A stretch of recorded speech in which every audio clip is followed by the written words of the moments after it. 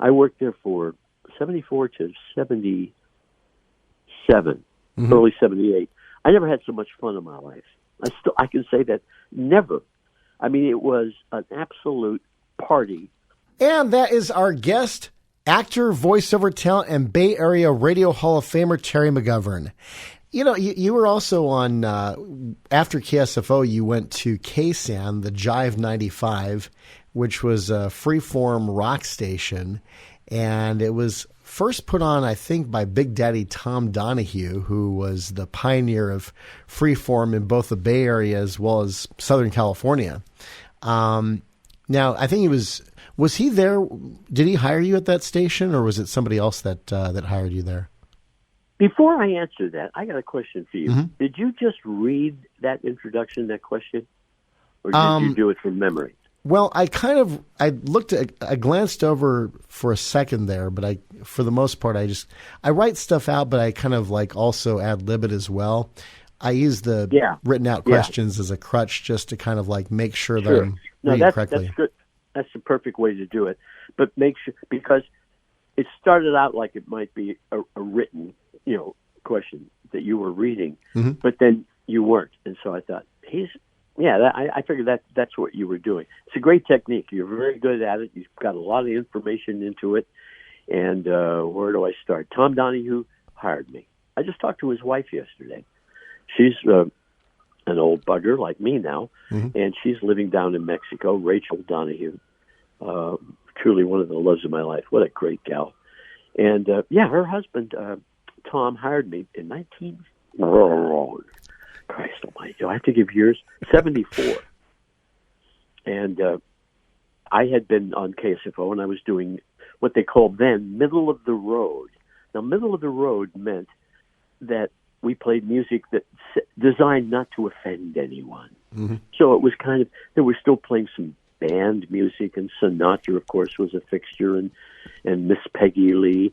But every once in a while, we had a great music director. She'd slip in a Van Morrison or a Beatles thing, whatever. And so I was out drinking with Dusty Street, who went to work at Sirius XM. She did the, what was it? Not the old days, but Golden Vinyl or something. Anyway, yeah, the deep cuts. In fact, she was on K-Rock here in Los Angeles and later on 97.1 KSX. Well, so was Raechel then. You're familiar with Raechel. You heard Raechel then. Yeah, Raechel was on KMET, and later she went to KWest 106. Jim Ladd talked about her in his book Radio Waves, Life and Revolution of the FM Band. Well, he said that after Metro Media moved KMET studios to the Metro Media Square area, the rule was you can't have open-toed sandals. That was forbidden. So Raechel Donahue, what she did was she wore no shoes at all, because it didn't say you may not wear any shoes. It just said you may not wear open-toed sandals. And I think, I'm not sure if that's the reason that she was let go, but it didn't help matters either. And so then she jumped immediately to KWest 106, which was kind of like a cross between, it wasn't as freeform as KMET, but it wasn't as commercial as 95.5 KLOS. There. I completely forgot. I did a summer of Sundays there. Oh. Who was the guy that ran it? The program director was a little guy. Oh, come on, help me. What was his name? Not Chuck Martin? No. Anything else? Russell? Russ O'Hara? No. God, what was his name?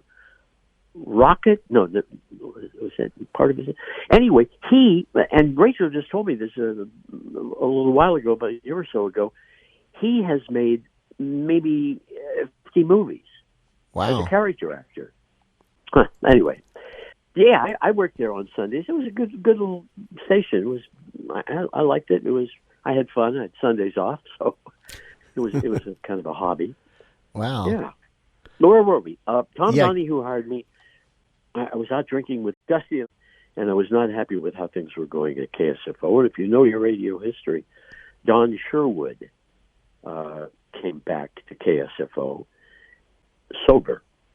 And he was so popular. How popular was he? He was so popular that his ratings never dipped, even though he would leave the station for a few days, maybe a week, 2 weeks, His ratings never sagged because people wanted to listen for when Donnie came back. He was that, he just was part of people's lives. He was like, he became their DNA. It was terrific. But he came back sober in 74, and he fired everybody but me and Gene Nelson. Oh, Emperor Gene Nelson? Yeah. Anyway, so I tried to continue to work. He had fired the man who hired me and everybody, all my friends. And he was very Trump-esque. I mean, that kind of just random, demented behavior. But he was sober. And or so he said. Dusty and I went out. We threw a heat. Isn't that a great expression? Oh, and just throwing a heat is a San Francisco expression for I got drunk. I threw a heat. Anyway. But she said, well, if you're not happy with there at KSFO, why don't you go down and work at KSAN? Come on down and work with us. The year before, they had streaked me. Do you know what streaking was? Yeah. Okay. I was doing the afternoons at KSFO, and I came out to get a cup of coffee or something, and 3 really, really great-looking women ran down the hallway naked, and they were followed by a really repulsive-looking man. No, he wasn't. He was the morning man at KSAN. So these idiots, they had a spike in their ratings, and so they wanted to come up and just kind of thumb their noses at us, but instead they bared their asses and streaked the station.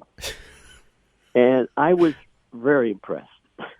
And so it's a year later, I'm drinking with Dusty, and she says, why don't you come on down? And I said, are those women still down there? She said, yeah, but come on down, we'll have a party. And she couldn't have been closer to the truth. I worked there for 74 to 77, early 78. I never had so much fun in my life. I can say that never. I mean, it was an absolute party. And in fact, when we moved out of there, when I quit there, and I quit on my own because I knew it was just too seductive. And I wanted to do some acting. I wanted to get into animation stuff. And Molly said, well, you're having TMF, too much fun. So she was right. And we disengaged and went down to L.A. But it was wonderful. You were on a radio station that people listened to in a dedicated way, in a way that few stations get listened to. And so was KSFO. KSFO was like the older generation in San Francisco, and KSAN the younger. So I got to, be on both of those stations, and it was a great experience. Yeah, it's interesting you mentioned music-wise, KSFO being middle of the road. And I heard a Jim Lang air check a couple of years ago where Percy Faith was doing an instrumental version of Oye Como Va by Santana. I thought, this is so cool sounding. I mean, and I'm a rock and roll guy, and I just thought this is really neat. I mean, it's like, wow. It's absurd. It was just awful. Montevani. And none of those guys, maybe one or two guys.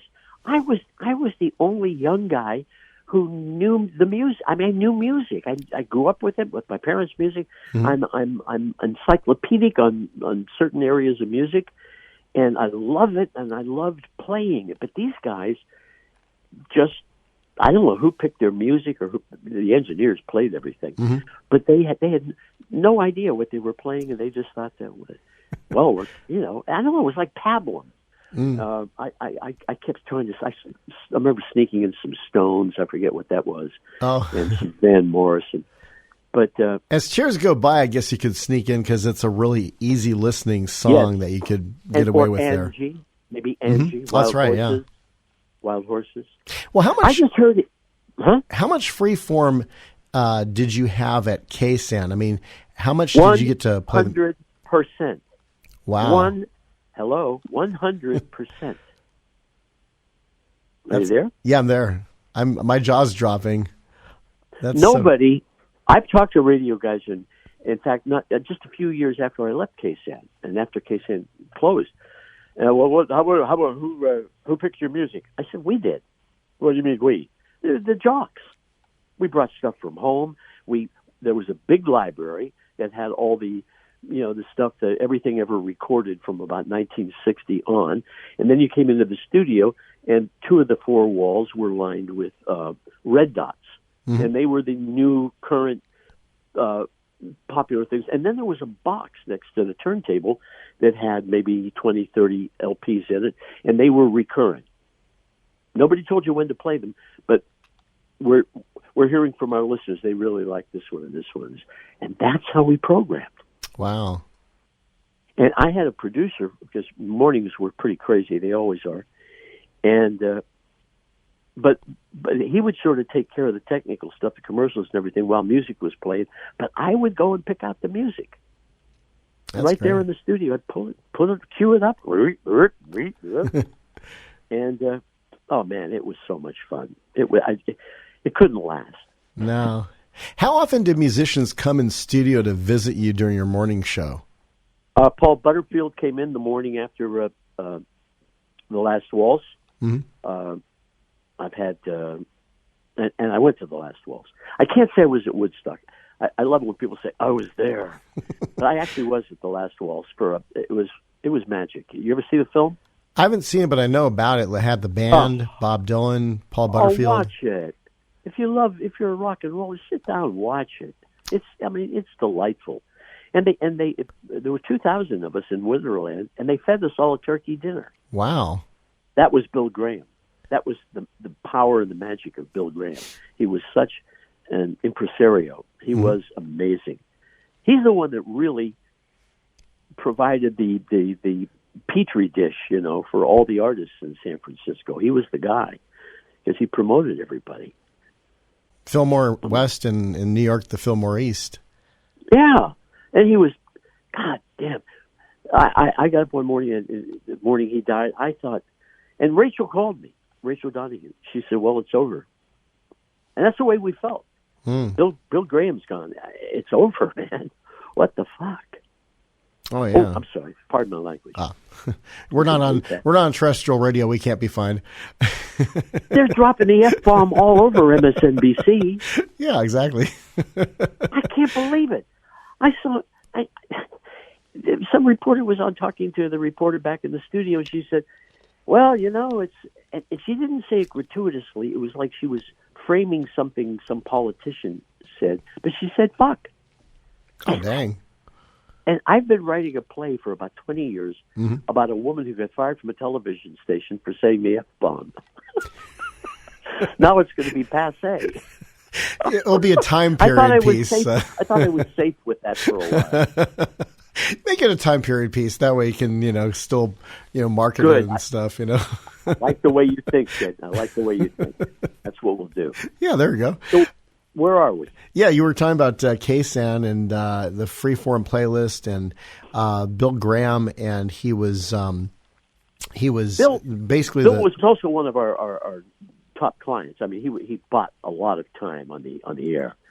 Every morning in my show, I had to read a whole list of what's going. I forget what it was called, but it was a list of artists, and because there was always something happening in the city, and he sponsored that. He sponsored all sorts of things. He was a benefactor, but he was also a bad ass. I saw him in action a couple times at the last waltz, and Robbie, was running the show. It was all Robbie Robertson. He did a beautiful job on it too with his guys.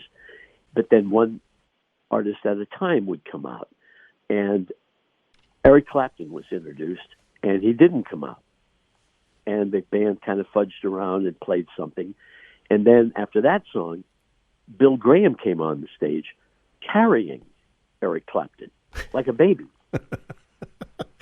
and set him on one of those Voice of America speakers, and somebody handed him his guitar.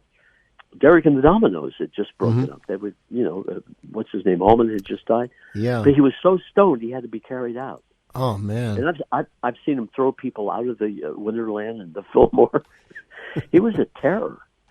Bob Eubanks in his book, it's in the book, Bob, had mentioned that in San Francisco, if you put on a concert as a promoter independently, the unwritten rule was to offer Bill Graham a partnership. Otherwise, he would turn around and put on a either discounted concert or a free concert to take away business from your concert.